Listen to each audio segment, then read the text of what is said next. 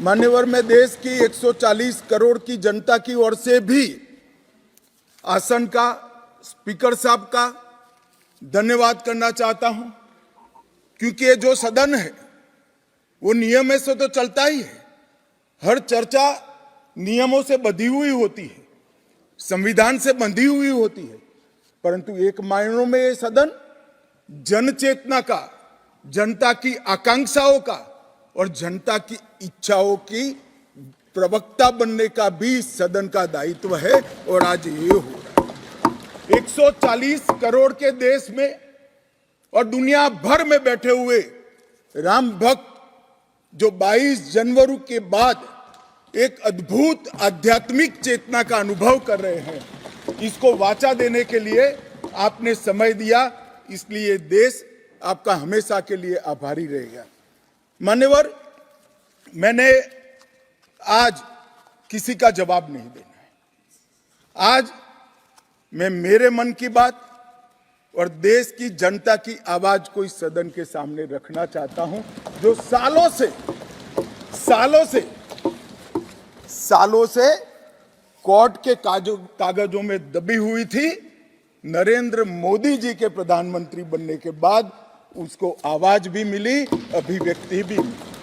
मान्यवर, 22 जनवरी का दिन, भले कुछ लोग कुछ भी कहे, मैं स्पष्ट रूप से देख रहा हूं 22 जनवरी का दिन 10 सहस्त्र सालों के लिए ऐतिहासिक दिन बनने वाला है। ये सबको समझकर चलना चाहिए। मान्यवर, जो इतिहास को पहचानते नहीं, ऐतिहासिक पलों को पहचानते नहीं, वो अपने अस्तित्व को, अपने वजूद को कहीं ना कहीं खो देते हैं।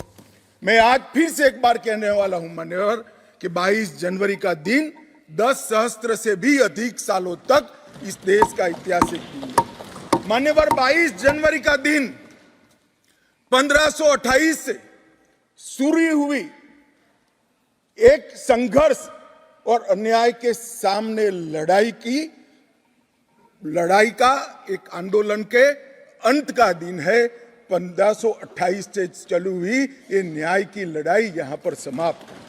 मान्यवर, 22 जनवरी का दिन करोड़ों भक्तों के आशा, आकांक्षा और सिद्धि का दिन है। उनकी आज आशा आकांक्षाएं सिद्ध हुई है। मान्यवर, 22 जनवरी का दिन भारत की, समग्र भारत की, मैं चाहूंगा कि समग्र भारत पर पूरा सदन गौर करे।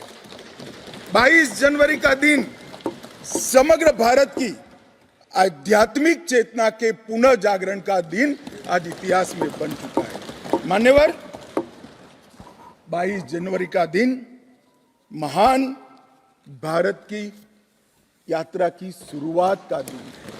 22 जनवरी के दिन मां भारती को विश्व गुरु के मार्ग पर ले जाने को प्रशस्त करने वाला दिन मान्यवर बनने वाला है। मान्यवर, ये देश की कल्पना राम और रामचरित्र के बगैर कर ही नहीं सकती। जो इस देश को पहचानना चाहते हैं, जानना चाहते हैं, जीना चाहते हैं, राम और रामचरित मानस के बगैर वो जी ही नहीं सकते। राम का चरित्र और राम ये देश के जनमानस का प्राण है। ये सबको समझना चाहिए, सबको स्वीकारना चाहिए। और इसीलिए मान्यवर, हमारे संविधान की पहली प्रत से लेकर महात्मा गांधी के आदर्श राज्य की कल्पना को राम राज का नाम लिया गया।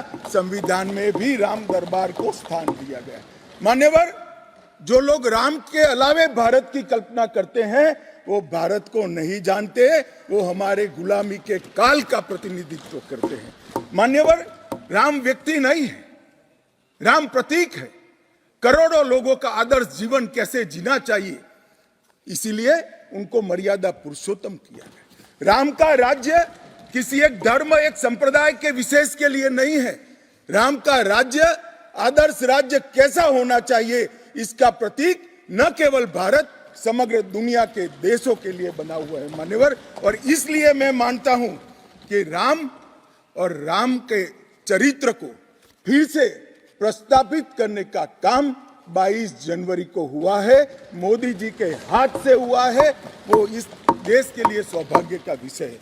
मान्यवर, हम सब उन सौभाग्यशाली लोगों में से है जो 1528 वहां पर राम मंदिर देखना चाहते हैं। पीढ़ियां चली गई, हजारों लोग, लाखों लोग शहीद हुए, संघर्ष किए, आंदोलन किए, मगर ये दिन देखना स्वप्न में नहीं आया। आज हम सब बहुत सौभाग्यशाली है कि इस देश को हम देख सकते हैं। मान्यवर, भारत की संस्कृति और रामायण को अलग कर कर देखा ही नहीं जा सकता। कई भाषाओं में, कई प्रदेशों में और कई प्रकार के धर्मों में भी रामायण का जिक्र, रामायण का अनुवाद, रामायण से बनी परंपराएं और रामायण को अपने राष्ट्रीय चेतना का एक आधार बनाने का काम हुआ है। कई सारे रामायणों का उल्लेख है। संस्कृत में वाल्मीकि रामायण, अध्यात्म रामायण, आनंद रामायण, अवधी में रामचरितमानस, ओडिया में 13 प्रकार के रामायण, तेलुगु में रंगनाथ रामायण, रघुनाथ रामायण, कन्नड़ में कुमुदेंदु रामायण, तोरवे रामायण, बतलेश्वर रामायण, असमिया में कथा रामायण, सप्तकांड रामायण और शंकरदेव ने भी वरगीत के अंदर रामायण का वर्णन किया। बंगला में भी रामायण मिलेगा, कश्मीर में भी राम अवतार चरित मिलेगा, बौद्ध परंपराओं में भी हनुमान जातक में रामायण का जिक्र मिलेगा, मैथिली में भी रामायण है, पंजाबी में गोविंद रामायण है। इतना ही नहीं, ओवैसी साहब चले गए, मुल्ला मसीही ने भी रामायण मसीही लिखकर सबके लिए इस आदर्श को प्रस्तावित किया है। कई सारे देशों में भी रामायण को स्वीकारा है और एक आदर्श ग्रंथ के रूप में प्रस्तावित किया है। विदेशों में नेपाल, जावा, इंडोनेशिया, कंबोडिया, तिब्बत, ये सभी देश भाषाओं में रामायण का अनुवाद भी हुआ है और उससे प्रेरणा भी ली जाती है। हमारे यहाँ आदिवासी जीवन भी एक प्रकार से अलग संस्कृति से, अलग परंपराओं से रचा बचा। उरांव में, बोडो में, संथाल में, संकाल में, बिरहोर में और छोटा नागपुर में सभी जगह स्थानीय भाषाओं में रामायण का अनुवाद भी हुआ और रामायण के आधार पर अपने जीवन को, आदर्श को बनाने का काम भी हुआ। मान्यवर, राम और रामायण से अलग इस देश की कल्पना हो ही नहीं सकती। मान्यवर, ये जो राष्ट्र की इच्छा की परिपूर्ति सम्माननीय मोदी जी के हाथ से 22 जनवरी को अभिजीत मुहूर्त में हुई है। ये लड़ाई 1528 से लड़ी जा रही है।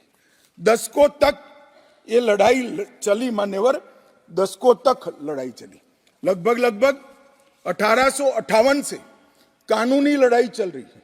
जब से अंग्रेजों का शासन था, 330 साल के बाद कानूनी लड़ाई का आज अंत आया है और रामलल्ला अपने गर्भगृह के अंदर विराजमान हुए हैं।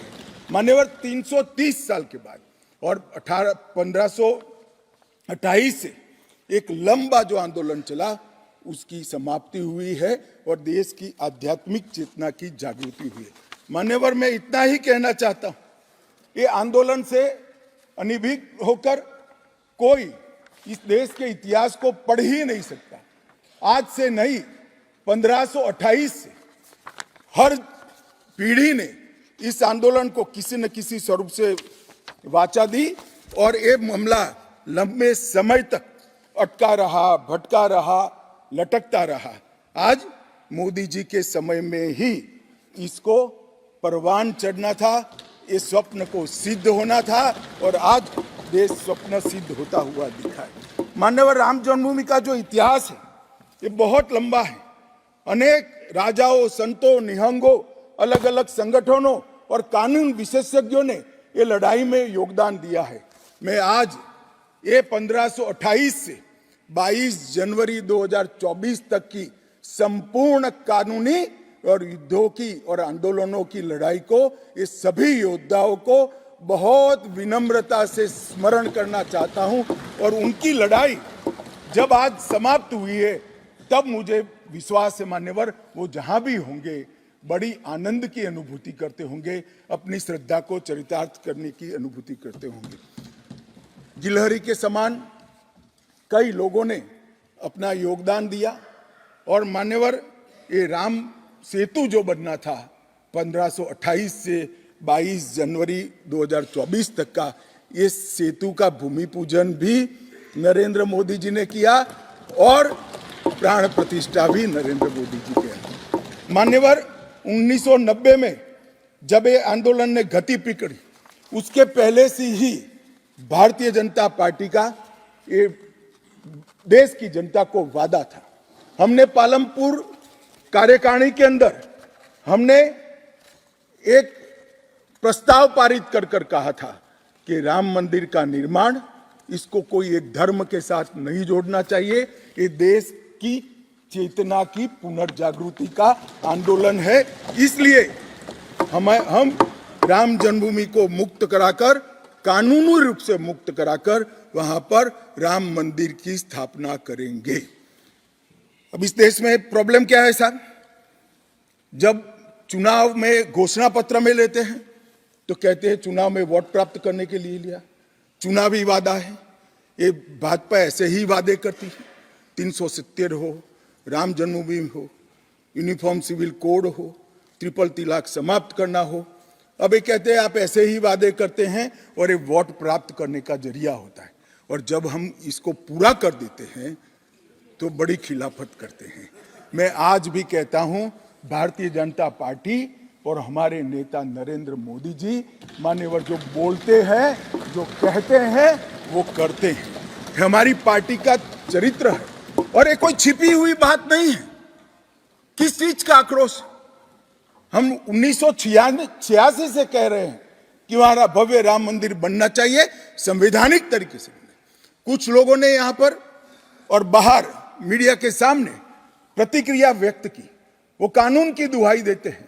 मैं उनको पूछना चाहता हूं कि मान्यवर, क्या सुप्रीम कोर्ट की 5 जजों की खंडपीठ के जजमेंट से आप वास्ता रखते हो या नहीं रखते हो? भारत के संविधान से वास्ता रखते हो या नहीं रखते हो? किसी ने अगर सुप्रीम कोर्ट की अवहेलना कर वहां पर मंदिर बनाया होता तो आप कुछ भी कह सकते थे, मगर जब देश की सर्वोच्च अदालत के 5 जजों की खंडपीठ ने, और जिसकी अध्यक्षता स्वयं चीफ जस्टिस ऑफ इंडिया और आने वाले 4 चीफ जस्टिस कर रहे थे, ऐसी महत्वपूर्ण बेंच ने जब ये निर्णय लिया, तब आप कैसे कन्नी काट सकते हो? मान्यवर, निर्णय पसंद हो तो स्वीकार कर लेना, सुप्रीम कोर्ट का सम्मान करना, और कोई निर्णय पसंद ना आए तो सुप्रीम कोर्ट के भी बड़ा बूढ़ा करना, ये ठीक नहीं है। मान्यवर, सुप्रीम कोर्ट के निर्णय ने आज पूरी दुनिया में भारत के पंथ निरपेक्ष चरित्र को उजागर किया है। दुनिया में एक भी देश ऐसा नहीं है जहां बहुमत समाज ने अपनी आस्था का निर्वहन करने के लिए इतनी लंबी कानूनी लड़ाई लड़ी। हमने राह देखी है, सुप्रीम कोर्ट में लड़ाई लड़ी, और सुप्रीम कोर्ट का जजमेंट आने के बाद वहां पर आज भव्य राम मंदिर बना है। मान्यवर, जो बोल रहे हैं उनको भी सब मालूम है कि क्यों बोल रहे हैं। मैं आज फिर से कहना चाहता हूं, हमारे गुजरात में एक कहावत है, हवन में हड्डी नहीं डालनी चाहिए। पूरा देश जब आनंद में डूबा है, पूरा देश आध्यात्मिक चेतना की जागृति का अनुभव हो रहा है, भैया स्वागत कर लो, साथ में जुड़ जाओ, इसी से देश का भी भला है और सबका भला है। मान्यवर, एक लंबी लड़ाई के बाद स्थगितता में पड़े हुए मामले को नरेंद्र मोदी जी ने एक युग परिवर्तन करने के लिए, जब मोदी जी को देश की जनता ने लंबे समय के बाद और कांग्रेस के बगैर किसी दल ने पहली बार पूर्ण बहुमत के साथ प्रधानमंत्री बनाना, तब से ये लड़ाई शुरू हुई। मान्यवर, 14 से 19 तक राम जन्मभूमि मंदिर की लड़ाई चली, उसका ट्रांसलेशन हुआ, सालों लगे, लाखों पेज का अनुवाद हुआ, अनुवाद होकर कोर्ट के सामने गया, बीच में चुनाव आ गया, कोर्ट ने माना कि चुनाव के वक्त फैसला देंगे तो इसको शायद अलग दृष्टि से देखा जाएगा, कोई बात नहीं। चुनाव के बाद फिर से मोदी जी आ गए और फिर केस चला, और अंततोगत्वा जब कोर्ट ने न्याय किया तब 5 अगस्त 2020 को 19 को मोदी जी ने इसकी नींव रखकर इसकी शुरुआत। मान्यवर, ये जो 20 से 24 की यात्रा है, वो 20 से 24 की यात्रा भी समझनी चाहिए।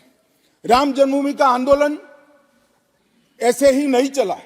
इसके साथ हर गांव, हर घर में हर करोड़ों राम भक्त, अनेक संगठन, भारतीय जनता पार्टी, राष्ट्रीय स्वयंसेवक संघ समेत घर घर गए, शिला लेकर गए, पूजा की और वो पत्थर को राम मंदिर की शिला बनाकर अयोध्या तक पहुंचाने का काम। करोड़ों लोगों ने अपनी श्रद्धा, अपनी इच्छा संवैधानिक तरीके से, शांतिपूर्ण तरीके से अयोध्या पहुंचाई और सुप्रीम कोर्ट ने जब जजमेंट दे दिया, निर्णय दे दिया, तब जाकर राम मंदिर के निर्माण की शुरुआत हुई।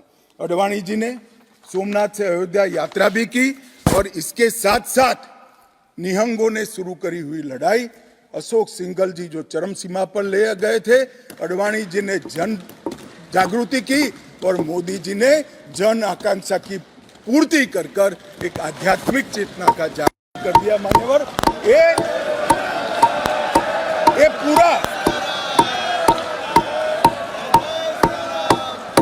ये पूरा आंदोलन मान्यवर जब भी दुनिया का इतिहास लिखा जाएगा, एक डेमोक्रेटिक वैल्यू के रूप में देखा जाएगा कि कोई एक देश अपने बहुमती समाज की धार्मिक विश्वास की पूर्ति के लिए इतने समय धैर्य रखकर सुप्रीम कोर्ट में गुहार लगाता रहे और सुप्रीम कोर्ट के जजमेंट आने के बाद सौहार्दपूर्ण वातावरण में इसकी पूर्ति हो। मान्यवर, ये बहुत बड़ी बात है और मैं मानता हूं मान्यवर कि ये मोदी जी के नेतृत्व के बगैर संभव नहीं था।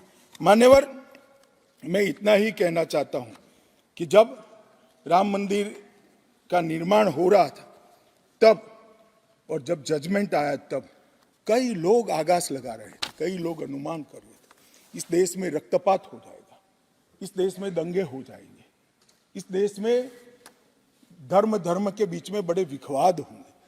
मगर मैं आज इस सदन को कहना चाहता हूं, ये भारतीय जनता पार्टी की सरकार है, नरेंद्र मोदी इस देश के प्रधानमंत्री। कोर्ट के जजमेंट को भी जय पराजय की जगह सबकी मान्य न्यायालय के आदेश में परिवर्तित करने का काम मोदी जी के दूरदर्शी विचार ने। और उसके बाद जब समय आया, निर्माण के बाद जब समय आया मान्यवर, उनको न्योता मिला कि वो आकर भूमि पूजन करें। 130 करोड़ की जनता के वो जनप्रतिनिधि हैं। न्यास ने उनको नेतृत्व करने का, जनता का प्रतिनिधि के नाते जब मौका दिया शिलान्यास करने का, तब मोदी जी के जो पूरा आचरण है इसको ध्यान से देखना चाहिए। मान्यवर, वो आचरण आने वाले अनेक सैकड़ों सालों तक दुनिया के सामने रहेगा और दुनिया के सामने इससे कई लोगों को प्रेरणा भी मिलेगी। मान्यवर, हम सब ने आचार्य गोविंद देव गिरि जी ने जो वक्तव्य दिया वो सुना है। मोदी जी को जब मौका मिला तब उन्होंने रामानंदी समाज के, संप्रदाय के और वैष्णव संतों से पूछा कि भाई प्राण प्रतिष्ठा करनी है, किसी संसारी ने करनी है, तो इसके यम नियम, इसके लिए किस प्रकार की उपासना करनी चाहिए, और जो संतों की ओर से सुझाएगा उससे भी अनेक गुना कठोर 11 दिन का व्रत इस देश के प्रधानमंत्री। मान्यवर, 11 दिन तक सैया पर नहीं सोना, 11 दिन तक केवल नारियल पानी के साथ उपवास करना, 11 दिन तक पूरा समय राममय, राम भक्ति में रचे बसे रहना और पूरे जीवन की उस वक्त की हर सांस को राम के साथ जोड़कर राममय बनकर प्राण प्रतिष्ठा करना। मान्यवर, ये 11 दिन में मां सबरी, गिलेरी, वानर, भालू, जटायु ये सब के साथ जुड़े हुए देश भर में जो राम के स्थान थे, वहां जाकर राम के काज के लिए गिलहरी जैसा भी योगदान देने वालों को श्रद्धा पूर्वक प्रणाम करने का काम प्रधानमंत्री। राम मंदिर का जब भूमि पूजन का समय आया, कोई पॉलिटिकल नारे नहीं लगाए, ना मोदी जी ने इसका नेतृत्व पॉलिटिकली किया, ना हमारी पार्टी ने किया। हर रोज एक राम का भजन अलग अलग भाषा में ट्वीट कर एक भक्ति का आंदोलन शुरू किया। मान्यवर, इस देश में कई सारे भक्ति के आंदोलन खड़े हुए हैं, ढेर सारे आंदोलन खड़े हुए। मान्यवर, इस देश में भक्ति का आंदोलन कोई नया नहीं है। मान्यवर, मीरा ने चलाया, गुजरात में नरसिंह मेहता ने चलाया, रामानंद ने चलाया, एकनाथ और ज्ञानेश्वर ने चलाया, शंकरदेव और माधवदेव ने असम में चलाया, चैतन्य महाप्रभु ने चलाया, समर्थ रामदास ने चलाया। ये सब भक्ति आंदोलन ने समय समय पर देश को मजबूत करने का काम किया है, सनातन धर्म को टिकाने का काम किया है और सनातन धर्म के प्रति सबकी आस्था को बंधाने का काम। घनघोर अंधेरी रात में एक ध्रुव तारे की तरह ये भक्ति आंदोलन ने देश के जनमानस का नेतृत्व किया। भारत के ही छोर में 10 सिख गुरुओं ने अनेक प्रकार के बलिदान, एक दशम पिता ने तो अपना सर्वस्व दान कर दिया। इस प्रकार के त्याग की भी इस देश की परंपरा रही, परंतु ये समग्र भारत के हजारों साल लंबे सांस्कृतिक और राजनीतिक इतिहास में एक शासक ने, एक जनता के व्यक्ति ने, एक जनता के प्रतिनिधि ने अपने यम, नियम, तप और उपासना से भक्ति चेतना की जागृति की, तो इसका एकमात्र घटना नरेंद्र मोदी जी ने की। और मैं तो स्वयं अनुभव कर रहा हूं। मैं उस दिन बैठा था लक्ष्मी नारायण मंदिर में, दिल्ली में बिरला मंदिर में, जो जनता थी, जो लोग थे, सबकी आंखों में आंसू थे। पूरा देश राममय हो गया था और जय श्री राम के नारे लगा रहा। मान्यवर, मोदी जी ने बड़ी शालीनता के साथ विजय के, पराजय के कोई भाव के बगैर जय श्री राम के युद्ध के नारों से पूरी दुनिया जानती है। जय श्री राम की वानर सेना का युद्ध का घोष था, पूरी दुनिया जानती है। जय संघर्ष चला तब जय श्री राम चला और मंदिर बना तो जय सिया राम हो गया। संघर्ष से भक्ति की यात्रा पूरे देश को आगे ले जाने वाली यात्रा है। मान्यवर,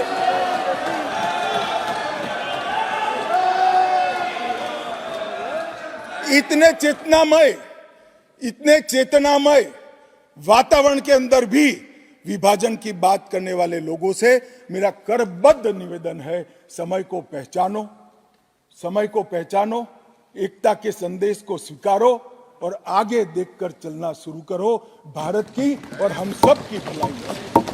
मान्यवर, ये बहुत बड़ा संदेश मोदी जी ने दिया है और मैं फिर से एक बात कहना चाहता हूं, जिसने संन्यास्त नहीं लिया है, जो सन्यासी नहीं है, जो किसी पंथ संप्रदाय का उपदेशक नहीं है, ऐसा व्यक्ति और जो देश का शासक है, प्रधानमंत्री है, प्रधान सेवक है, ऐसा व्यक्ति आध्यात्मिक चेतना, भक्ति की चेतना खड़े हुए, ये दुनिया में ऐसी मिसाल शायद ही कहीं नहीं मिली। मान्यवर, मैं ये जरूर कहना चाहता हूं, इस सदन में खड़े होकर गौरव के साथ कहना चाहता हूं कि मोदी जी मेरे नेता है, मेरे पार्टी के नेता है, मेरे पार्टी के प्रमुख नेता है। मान्यवर, मोदी जी ने एक ऐसा नेतृत्व दिया जिसने अनेक समय पर नेतृत्व के गुण क्या होते हैं इसका परिचय देने का काम किया। अच्छे समय में भी किस प्रकार से संयम रखना चाहिए इसका एक उदाहरण स्थापित करने का काम किया और हर समय पर निर्भयता के साथ संवेदनशील, सजग और जन भावनाओं को समर्पित नेतृत्व कैसा होता है इसका उदाहरण दिया। इनके 10 साल के कालखंड के अंदर अनेक प्रकार के पड़ाव आए हैं। ये भी राम जन्मभूमि के आंदोलन जैसे ही पड़ाव रहे, क्योंकि जो गड्ढा ये खोद कर गए थे वो गड्ढे को भरकर उसमें महान भारत की इमारत बनाना, ये राम मंदिर की यात्रा से कोई कम यात्रा नहीं है मान्यवर। सबसे पहले मैं कहता हूं कि जो आर्थिक क्षेत्र के अंदर जो बदहाली करी थी, जो पॉलिसी पैरालिसिस वाली गवर्नमेंट थी, सैकड़ों पॉलिसियां बनकर आज 11वें नंबर से 5वें नंबर पर हमारे अर्थतंत्र को ले जाकर एक नीति के आधार पर चलने वाला राज्य, नीति के बनाने वाले नेता कैसा होता है उसका उदाहरण दिया। कोविड आया तो भयभीत हुए बगैर, सरकार की मशीनरी कम पड़ जाएगी, जब तक आंदोलन पूरा देश नहीं लड़ेगा इससे हम नहीं लड़ पाएंगे, वो जानते हुए एक मोर्चे पर वैक्सीन का इनोवेशन का काम चालू रहा, दूसरे मोर्चे पर हेल्थ इंफ्रास्ट्रक्चर का अपग्रेडेशन का काम चालू रहा, तीसरे मोर्चे पर हर गरीब के घर में अनाज पहुंचाने का काम चालू रहा, चौथे मोर्चे पर जो कोविड की दर्दियों की शुश्रूषा कर रहे थे उनका नेतृत्व करने का काम चालू रहा, और 5वें मौके पर जनता कर्फ्यू, दिया जलाना, थाली बजाना, हंसने वाले आज रोड पर घूमते हो गए, उनको मालूम नहीं है पूरी दुनिया मोदी जी के संवेदनशील और समग्रता से भरे हुए नेतृत्व को आज स्वीकार। मान्यवर, यही समय में कोविड का पड़कार भी आया, यही समय में 62 की तरह चीन ने अपना मुंह दिखाना शुरू किया, दृढ़ता के साथ नेतृत्व छाती सीना तान कर खड़ा रहा, हिंदुस्तान की 1 इंच जमीन नहीं। कई बार हुआ था इसी समय में पूंछ और पुलवामा में हमला हुआ, सर्जिकल स्ट्राइक और एयर स्ट्राइक कर नेतृत्व की वीरता का भी परिचय दिया और घर में घुसकर जवाब देने का काम किया। हजारों बच्चों जब परीक्षा के वक्त आत्महत्या करते थे, ट्रेस में आते थे, मनोरोग के शिकार बनने थे, एक पिता की तरह एक प्रजावात्सल नेतृत्व का परिचय देते हुए प्रजा परीक्षा पे चर्चा की भी बात। और जब मौका राम मंदिर का आया तब एक सन्यासी की तरह, एक भक्त की तरह गौरवपूर्ण तरीके से आध्यात्म को जागरूक करते हुए आध्यात्मिक चेतना का जागरण करने का काम भी नरेंद्र मोदी जी ने किया। मैं इसलिए कहता हूं कि बहुत लंबे समय से इस देश को ऐसे नेतृत्व की जरूरत थी।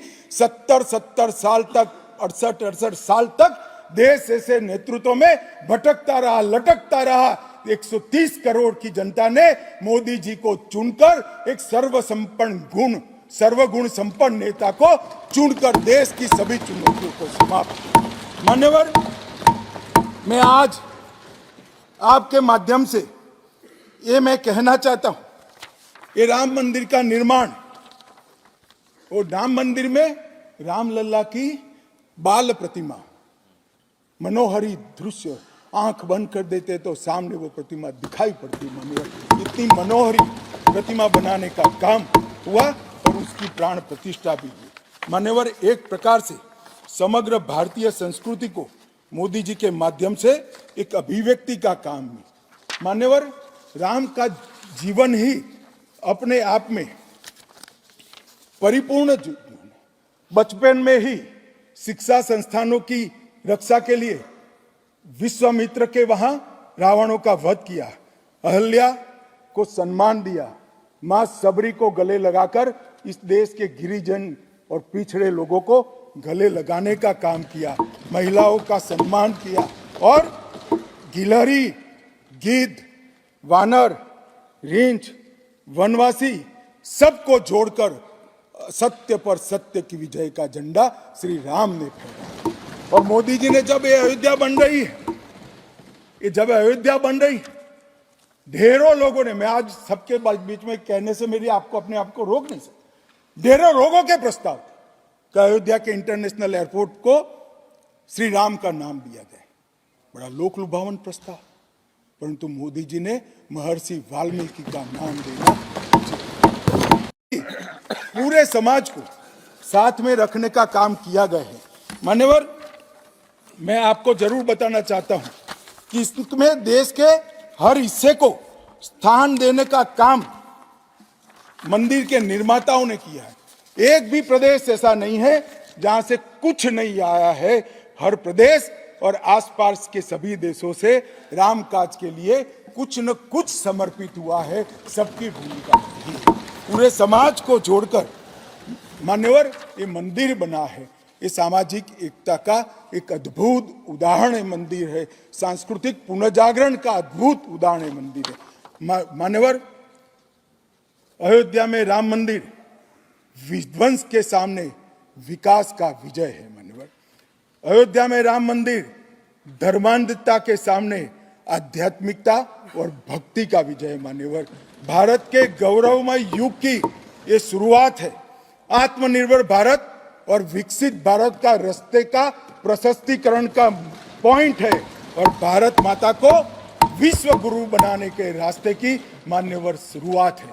मैं जरूर मानता हूं कि सालों से सदियों से इस देश के प्रेरणा पुरुष रहे, जिनके चरित्र से न केवल इस देश पूरी दुनिया संदेश लेती है, ऐसे प्रभु श्री राम को मूर्ति का अपने निज घर में स्थापन से इस देश का जो नया युग शुरू हुआ है ये बहुत शुभांकर होगा और आने वाले दिनों में 2024 में भी मोदी जी के नेतृत्व में यहाँ सरकार बनेगी और ये शुभांकर शुरुआत हुई है, उसको गंतव्य स्थान पर ले जाने का प्रयास करेगी। मान्यवर, मेरा बहुत बहुत धन्यवाद। मेरे शब्द और विचार